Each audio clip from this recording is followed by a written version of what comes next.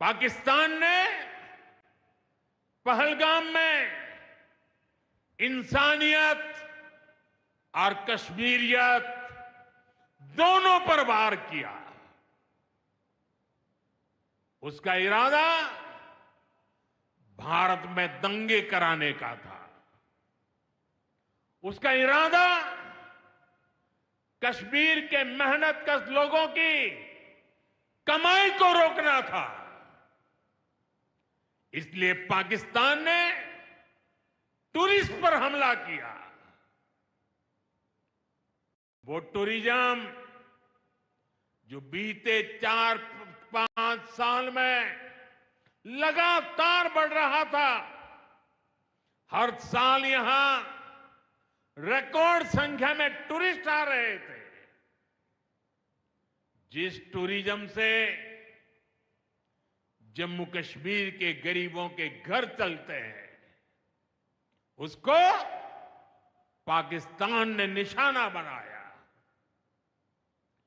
कोई घोड़े चलाने वाला, कोई पोर्टर, कोई गाइड, कोई गेस्ट हाउस वाला, कोई दुकान ढाबा चलाने वाला, पाकिस्तान की साजिश इन सबको तबाह करने की थी। आतंकियों को चुनौती देने वाला नौजवान आदिल, वो भी तो वहां मेहनत मजदूरी करने गया था, लेकिन अपने परिवार की देखरेख कर सके इसलिए मेहनत कर रहा था। आतंकियों ने उस आदिल को भी मार दिया। साथियों, पाकिस्तान की साजिश के खिलाफ जिस प्रकार जम्मू कश्मीर के लोग उठ खड़े हुए हैं, जम्मू कश्मीर के अवाम ने इस बार जो ताकत दिखाई है, ये सिर्फ पाकिस्तान नहीं, दुनिया भर की आतंकवादी मानसिकता को जम्मू कश्मीर के लोगों ने कड़ा संदेश दिया है। जम्मू कश्मीर का नौजवान अब आतंकवाद को मुंह तोड़ जवाब देने का मन बना चुका है। ये वो आतंकवाद है जिसने घाटी में स्कूल जलाए, और सिर्फ स्कूल यानी इमारत नहीं जलाई थी, 2-2 पीढ़ी का भविष्य जला दिया था, अस्पताल तबाह किए, जिसने कई पीढ़ियों को बर्बाद किया।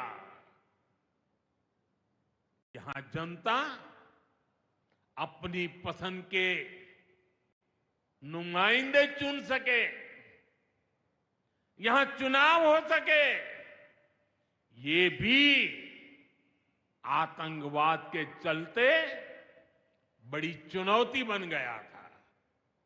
साथियों, बरसों तक आतंक सहने के बाद जैसे जम्मू कश्मीर ने इतनी बर्बादी देखी थी, इतनी बर्बादी देखी थी कि जम्मू कश्मीर के लोगों ने सपने देखना ही छोड़ दिया था। आतंकवाद को ही अपना भाग्य मान लिया था। जम्मू कश्मीर को इस स्थिति से निकालना जरूरी था, और हमने ये करके दिखाया है। आज जम्मू कश्मीर का नौजवान नए सपने भी देख रहा है और उन्हें पूरे भी कर रहा है। अब कश्मीर का नौजवान बाजारों को, शॉपिंग मॉल्स को, सिनेमा हॉल को गुलजार देख करके खुश है। यहां के लोग जम्मू कश्मीर को फिर से फिल्मों की शूटिंग का प्रमुख केंद्र बनते देखना चाहते हैं। इस क्षेत्र को स्पोर्ट्स का हब बनते देखना चाहते हैं। यही भाव हमने अभी माता खीर भवानी के मेले में भी देखा है। जिस तरह हजारों लोग माता के दर पर पहुंचे, वो नए जम्मू कश्मीर की तस्वीर दिखाता है। अब 3 तारीख से अमरनाथ यात्रा भी शुरू होने वाली है। ईद की उमंग भी हम चारों तरफ देख रहे हैं। विकास का जो वातावरण जम्मू कश्मीर में बना था, वो पहलगाम के हमले से डिगने वाला नहीं है। जम्मू कश्मीर के आप सभी लोगों को और आप सबसे नरेंद्र मोदी का वायदा है। मैं यहां विकास को रुकने नहीं दूंगा। यहां के नौजवानों को सपने पूरा करने से कोई भी बाधा अगर रुकावट बनती है, तो उस बाधा को पहले मोदी का सामना करना पड़ेगा। साथियों, आज 6 जून है।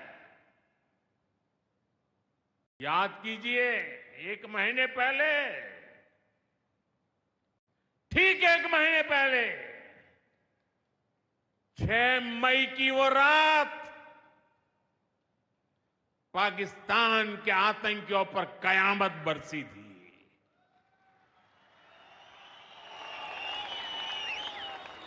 अब पाकिस्तान कभी भी ऑपरेशन सिंदूर का नाम सुनेगा तो उसे अपनी शर्मनाक शिकस्त याद आएगी।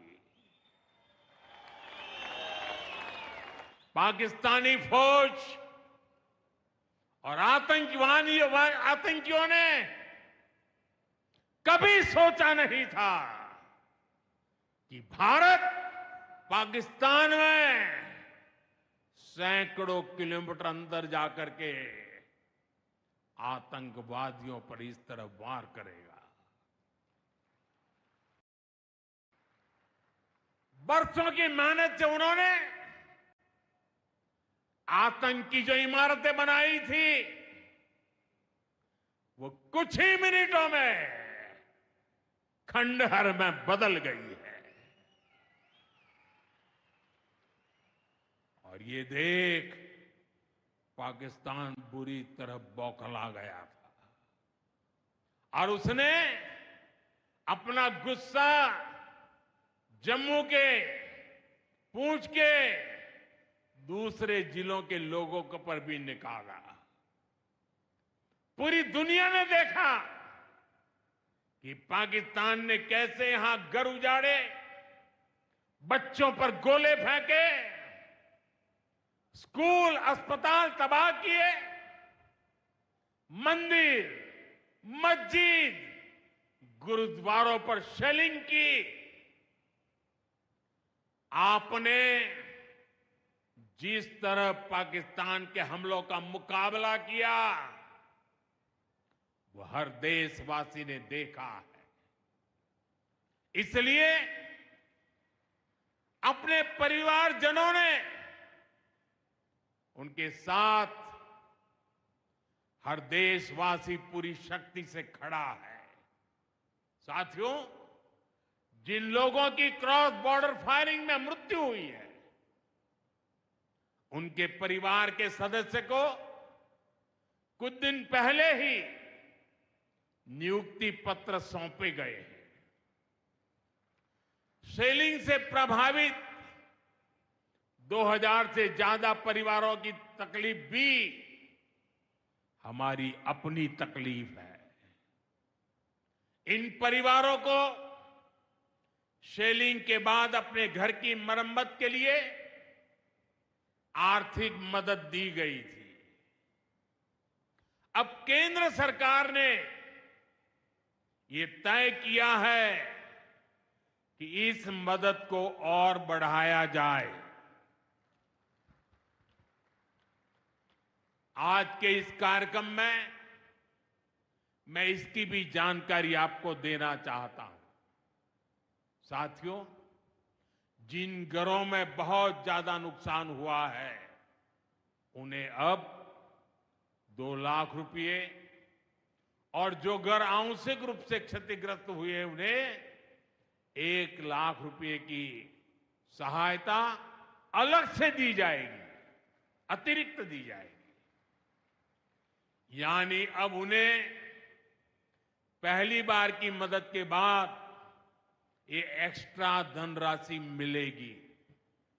साथियों, हमारी सरकार बॉर्डर किनारे बसे लोगों को देश का प्रथम प्रहरी मानती है। बीते दशक में सरकार ने बॉर्डर के जिलों में विकास और सुरक्षा के लिए अभूतपूर्व काम किया है। इस दौरान करीब 10,000 नए बंकर्स बनाए गए हैं। इन बंकरों ने ऑपरेशन सिंदूर के बाद बने हालात में लोगों का जीवन बचाने में बड़ी मदद की है। मुझे बताते हुए खुशी है कि जम्मू और कश्मीर डिवीजन के लिए 2 बॉर्डर बटालियन बनाई गई है। 2 वुमेन बटालियन बनाने का भी काम पूरा कर लिया गया है। साथियों, हमारा जो इंटरनेशनल बॉर्डर है उसके पास जो बहुत दुर्गम इलाके हैं वहां भी सैकड़ों करोड़ रुपया खर्च करके नया इंफ्रा बनाया जा रहा है। कठुआ से जम्मू हाईवे को 6 लेन का एक्सप्रेसवे बनाया जा रहा है। अखनूर से पुंछ हाईवे का भी चौड़ीकरण किया जा रहा है। वाइब्रेंट विलेज प्रोग्राम के तहत भी बॉर्डर के गांवों में विकास के काम को और गति दी जा रही है। जम्मू कश्मीर के 400 ऐसे गांव जहां ऑल वेदर कनेक्टिविटी नहीं थी, उन्हें 1800 किलोमीटर की नई सड़कें बिछाकर जोड़ा जा रहा है। इस पर भी सरकार 4,200 करोड़ रुपए से ज्यादा खर्च करने जा रही है। साथियों, आज मैं जम्मू कश्मीर के आप लोगों से, खासकर यहां के नौजवानों से एक विशेष आग्रह भी करने आया हूं। और जम्मू कश्मीर की धरती से मैं देश को भी आग्रह करना चाहता हूं। आपने देखा है कि कैसे ऑपरेशन सिंदूर ने आत्मनिर्भर भारत की ताकत दिखाई है। आज दुनिया भारत के डिफेंस इकोसिस्टम की चर्चा कर रही है और इसके पीछे एक ही कारण है, हमारी सेनाओं का मेक इन इंडिया पर भरोसा। सेनाओं ने जो कर दिखाया, अब वही हर भारतवासी को दोहराना है। इस साल के बजट में हमने मिशन मैन्युफैक्चरिंग की घोषणा की है। इस मिशन के तहत सरकार मैन्युफैक्चरिंग को नई उड़ान देने का काम कर रही है। मैं जम्मू कश्मीर के युवाओं से कहूंगा, आइए इस मिशन का हिस्सा बनिए। देश को आपकी आधुनिक सोच चाहिए, देश को आपके इनोवेशन की जरूरत है। आपके आइडिया, आपकी स्किल भारत की सुरक्षा को, भारत की अर्थव्यवस्था को नई ऊंचाई देंगे। पिछले 10 वर्षों में भारत एक बड़ा डिफेंस एक्सपोर्टर बना है। अब हमारा लक्ष्य है दुनिया के टॉप डिफेंस एक्सपोर्टर्स में भारत का नाम भी शामिल हो। इस लक्ष्य की ओर हम जितना तेजी से बढ़ेंगे, उतनी ही तेजी से भारत में रोजगार के लाखों नए अवसर पैदा होंगे। साथियों, हमें एक और संकल्प लेना है। जो सामान भारत में बना हो, जिसमें हमारे देशवासियों का पसीना लगा हो, हम सबसे पहले उसे ही खरीदें। और यही राष्ट्रभक्ति है, यही राष्ट्र की सेवा है। सीमा पर हमें हमारी सेनाओं का मान बढ़ाना है और बाजार में हमें मेड इन इंडिया का गौरव बढ़ाना है। साथियों, एक सुनहरा और उज्जवल भविष्य जम्मू कश्मीर का इंतजार कर रहा है। केंद्र सरकार और यहां की सरकार मिलकर विकास के कार्यों में जुटे हैं, एक दूसरे को सहयोग कर रहे हैं। शांति और खुशहाली के जिस रास्ते पर हम आगे बढ़ रहे हैं, हमें उसे लगातार मजबूत करना है। मां वैष्णो देवी के आशीर्वाद से विकसित भारत, विकसित जम्मू कश्मीर का यह संकल्प सिद्धि तक पहुंचे, इसी कामना के साथ आप सभी को फिर से ये ढेर सारे विकास के प्रोजेक्ट के लिए और एक से बढ़कर एक पूरा करके दिखाया। बीच में कोविड के कालखंड के कारण भी अनेक मुसीबतें आई, लेकिन हम डटे रहे। साथियों, रास्ते में आने जाने की मुश्किलें, मौसम की परेशानी, लगातार पहाड़ों से गिरते पत्थर, ये प्रोजेक्ट पूरा करना मुश्किल था, चुनौतीपूर्ण था। लेकिन हमारी सरकार ने चुनौती को ही चुनौती देने का रास्ता चुना है। आज जम्मू कश्मीर में बन रहे अनेकों ऑल वेदर इंफ्रास्ट्रक्चर प्रोजेक्ट इसका उदाहरण है। कुछ महीने पहले ही सोनमर्ग टनल शुरू हुई है। अभी कुछ देर पहले ही मैं चिनाब और अंजी ब्रिज से होकर आपके बीच आया हूं। इन पुलों पर चलते हुए मैंने भारत के बुलंद इरादों को, हमारे इंजीनियर्स, हमारे श्रमिकों के हुनर और हौसले को जिया है। चिनाब ब्रिज दुनिया का सबसे ऊंचा रेलवे आर्च ब्रिज है। लोग फ्रांस में, पेरिस में एफिल टावर देखने के लिए जाते हैं, और ये ब्रिज एफिल टावर से भी बहुत ऊंचा है।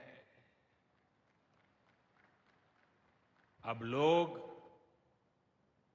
चिनाब ब्रिज के जरिए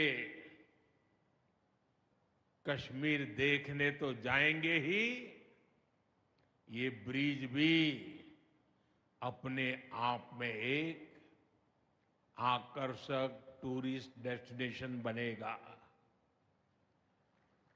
सब लोग सेल्फी पॉइंट पर जाकर के सेल्फी निकालेंगे। हमारा अंजी ब्रिज भी इंजीनियरिंग का बेहतरीन नमूना है। ये भारत का पहला केबल सपोर्टेड रेलवे ब्रिज है। ये दोनों ब्रिज सिर्फ ईंट, सीमेंट, स्टील और लोहे के ढांचे नहीं है। ये